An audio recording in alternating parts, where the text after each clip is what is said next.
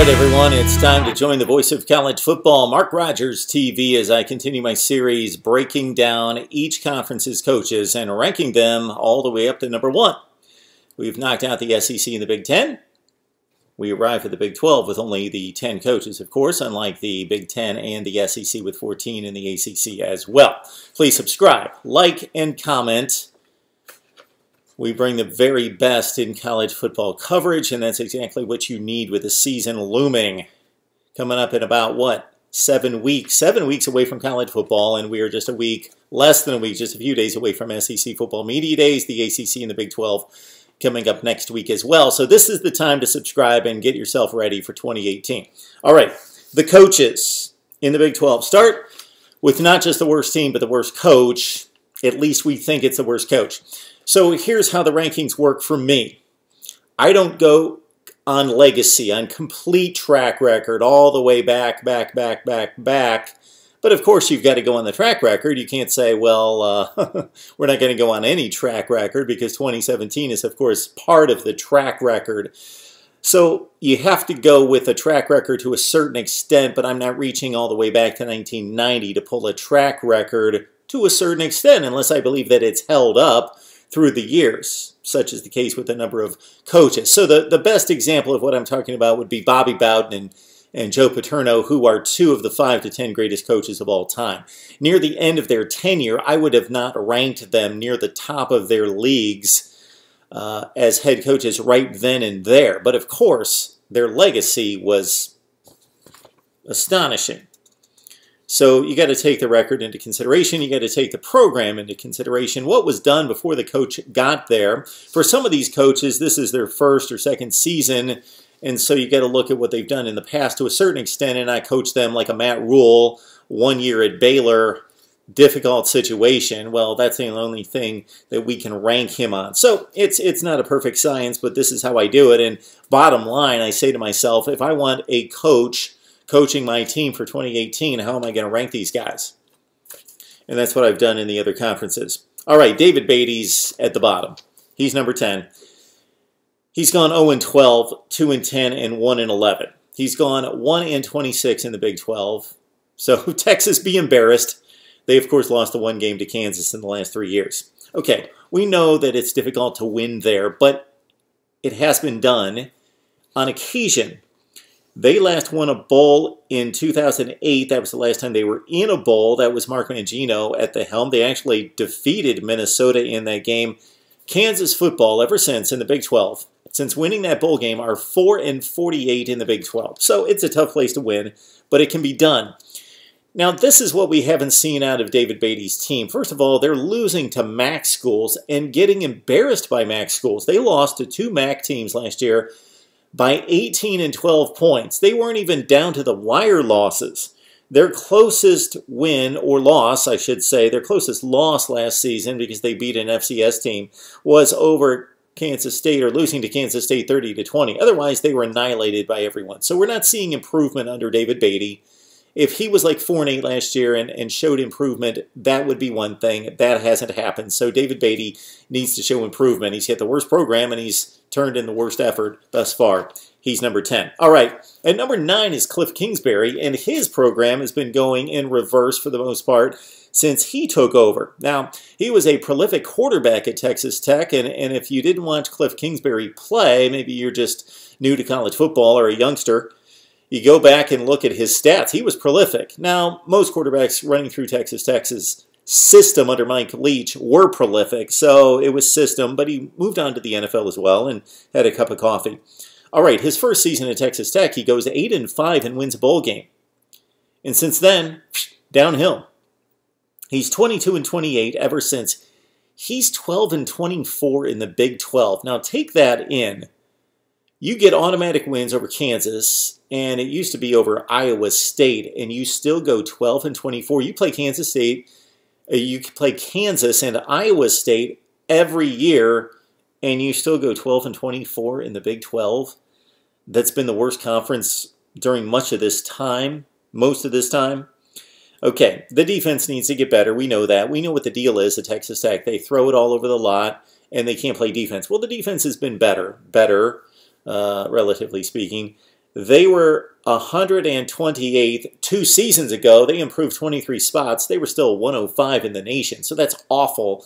But 23 spots is significant. It's also significant that they gave up 443 yards per game last season. That was the best that they've done since 2013. And they returned 10 starters on defense. So they could be much better on defense. The improvement could continue. Kliff Kingsbury's in a fork in the road here. He goes 8-5, wins a bowl game, and downhill ever since with another 5-7 campaign last year. He's got to start winning at Texas Tech. Conference contention's not into consideration for the most part there, at least right now, but just go to bowl games and win a few. All right, at number 8 in the Big 12, we've got Dana Holgorsen, and I'm guessing that a lot of other people would have him ranked higher. And much of that is anticipating a big 2018 for Dana Holgorsen. Well, he's got to turn in that 2018 season. What I see is a guy that at West Virginia went 10-3 in the Big East in his first season, but they were in the Big East at that point. They beat Clemson in the Orange Bowl when they threw up the 70 points. Okay, that was a long time ago. So it's been a lot of 7-6 seasons ever since.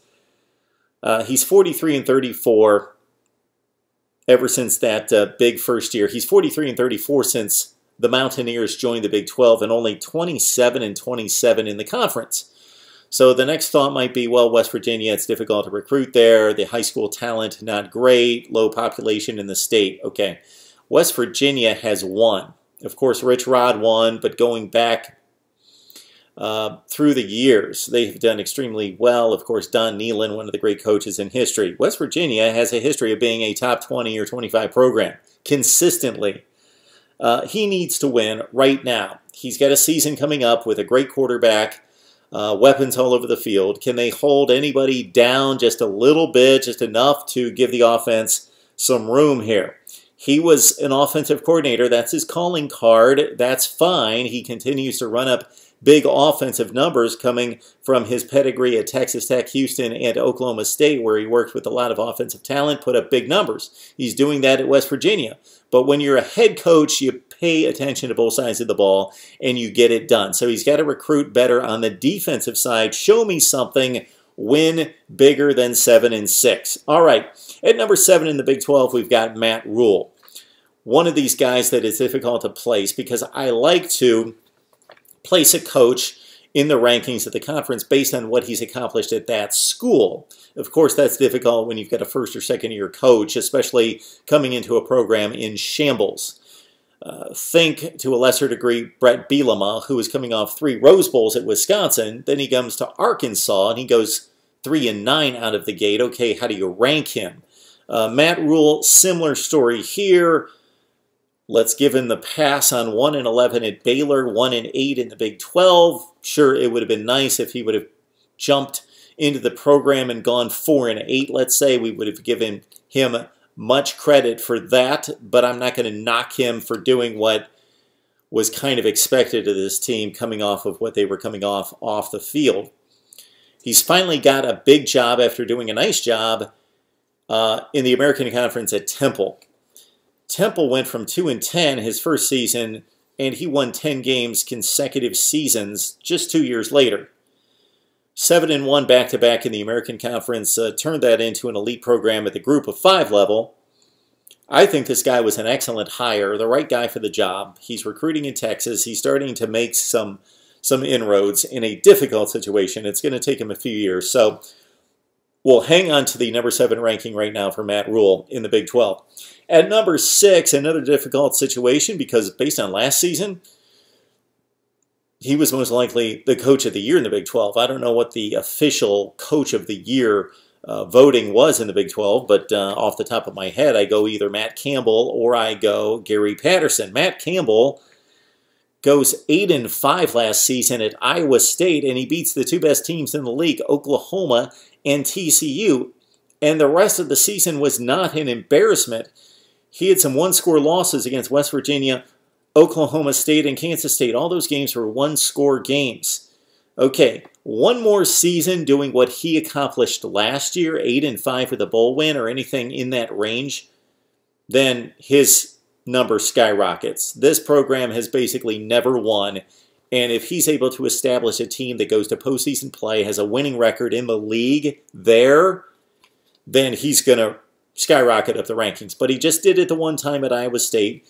He had a nice run at Toledo. This got him the job, a 35-15 track record at Toledo. Got him to Ames, Iowa. He turns in the one big season. We'll see what he can do here in 2018.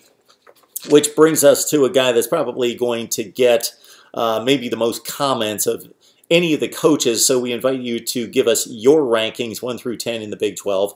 And that's Tom Herman, our 5th rated coach in the Big 12. Now, I think he is better than the 5th best coach, so I'm kind of compromising my criteria. I'm trying to look at track record. I'm trying to look at the track record versus the facilities and the opportunity and the recruiting and the school and the ability to win at that school. But I'm also saying, who would I want to coach this team? Well, Tom Herman would be a little bit higher in my rankings if that was the only thing I was going by, but that's certainly a factor. All right, he's number 5 this year.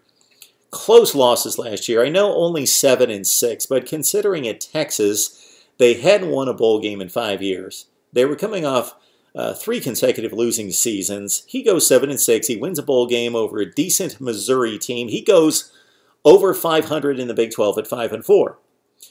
And that's coming off 22-4 at Houston. And again, I'm trying to rate based on the performance here, but it's only one season. And you've got to look at what he did at Houston as well, where he marches into a capable group of 5 program, but that was not winning big at that point at least. They had under Kevin Sumlin.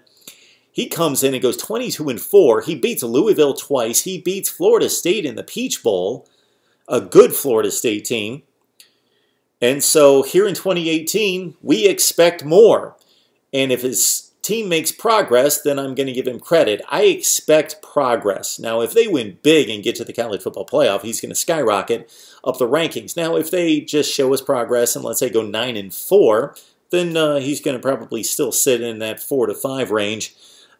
He needs to show that his offensive genius is going to be translated to the Power 5 structure there at Texas, and he's going to fix the quarterback and the passing game while maintaining the defensive prowess from last year with all those NFL players gone. Tom Herman at number 5 in the Big 12. All right, number 4, I go Lincoln Riley. 1 year, he was groomed to replace Bob Stoops. Later, we thought. And then so he jumps into the fray on June 7th when Bob Stoops unexpectedly resigns. That was a somewhat difficult situation at age 33, so there's a lot of pros and cons to work with here. He's got a ready-made football team. That's a pro. He's got the best quarterback in the nation in terms of a college quarterback, Baker Mayfield. That's a pro. But he's only 33 years old, and despite being groomed for the position, he gets thrown into it after spring practice, just a month before media days, less than 2 months before the fall practices start, and he shows up and his team performs. He does something that Stoops couldn't do the season before. He beats Ohio State with a dominant fourth quarter, 31-16 in Columbus. Stoops got railroaded by the Buckeyes the year before at home. And then, remember, they lose to Iowa State, and they rebound instantly and win 8 consecutive games. They make the college football playoff, and sure, they lost to Georgia, but we know that Georgia backed up that showing with a showing that proved that they were the best or second best team in college football the next week against Alabama. And Oklahoma could have won that game. They lose 54-48.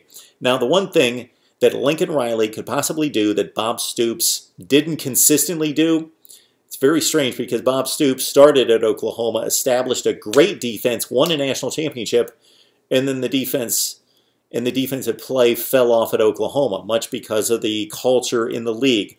If Lincoln Riley can be truly elite beyond the Big 12 and maintain a place where he can compete with the elite across the country, he needs to step it up on the defensive side. But Lincoln Riley's the 4th best coach right now in the Big 12. At number 3, I like, well, he's 50. He's a man, and he's 50.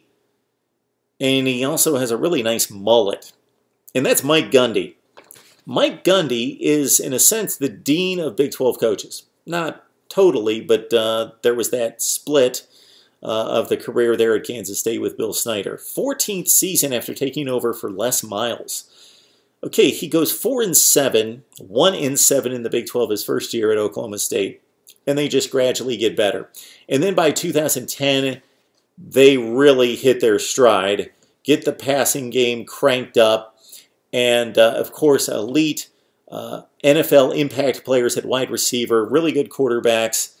And for the next 8 years, they are ranked in the top 25 at the national rankings to conclude the season, 6 out of 8 years.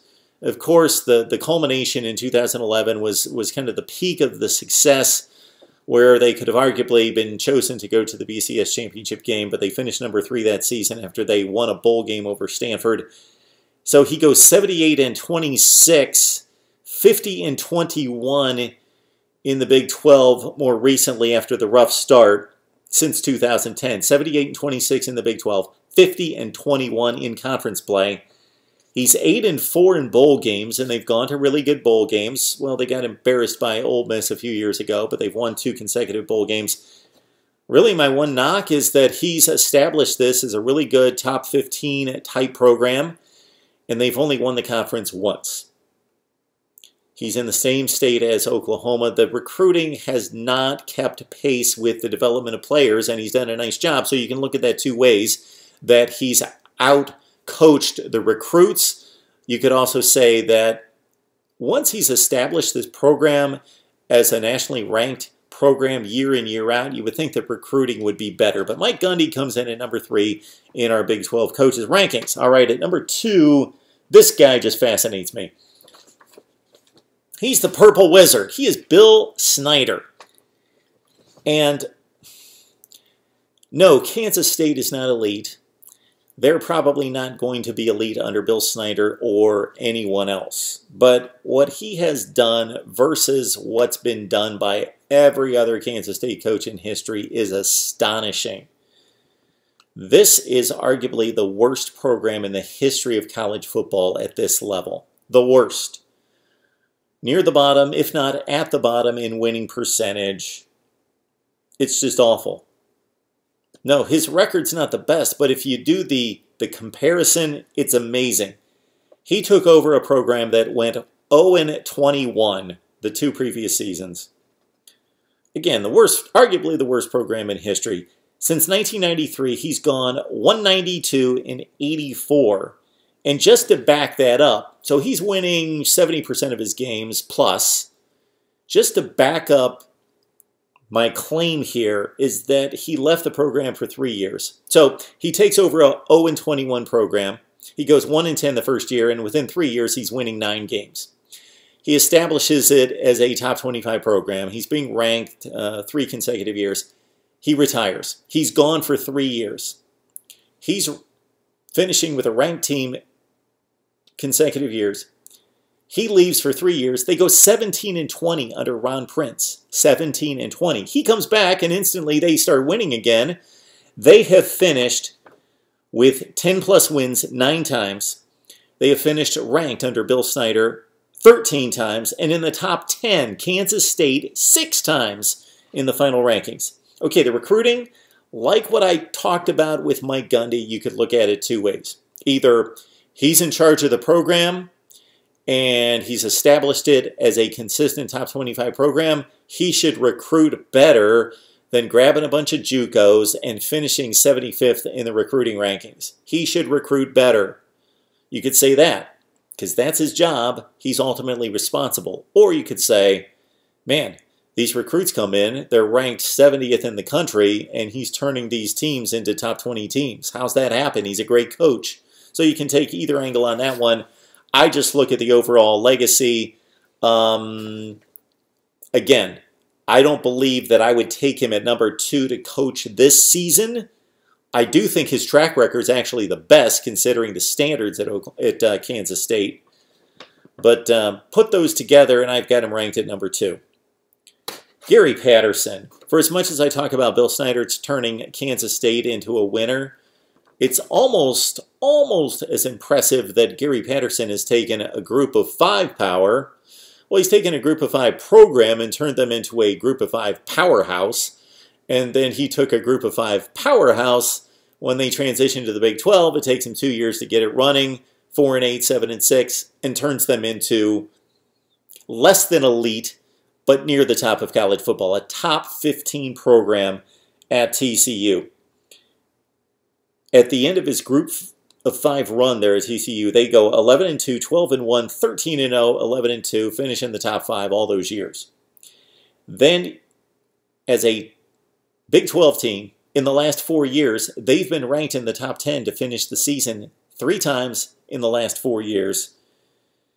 He has won tons of coaching awards, which I typically don't put any value in because they're awards that whoever votes on them, it's not a tangible, it's not a metric that means anything that's related to performance on the field necessarily. It's a vote. So I don't put a lot of value in that, but at the same time, the list is like this long. He's won so many awards because he's done what he's done. Gary Patterson at TCU is the best coach right now in the Big 12. All right, once again, the top 10 looks like this. David Beatty of Kansas at number 10. We've got Kliff Kingsbury at number 9. Dana Holgorsen at 8. Big season expected, but right now number 8 at West Virginia. Matt RHULE of Baylor at number 7. We'll give him another pass possibly for this year. At number 6, we've got Matt Campbell of Iowa State. If he does what he did last year, he skyrockets. Tom Herman of Texas at 5. Lincoln Riley at 4 from OU. Mike Gundy, Oklahoma State at 3. Bill Snyder, the Purple Wizard, at number 2 out of Kansas State. And the best coach right now in the Big 12 is Gary Patterson. We want to see your list, 1 through 10 of the Big 12 coaches. Look at the SEC. Look at the Big 10 as well. We'll be coming out with the ACC and the Pac-12 very soon right here at Mark Rogers TV, the voice of college football.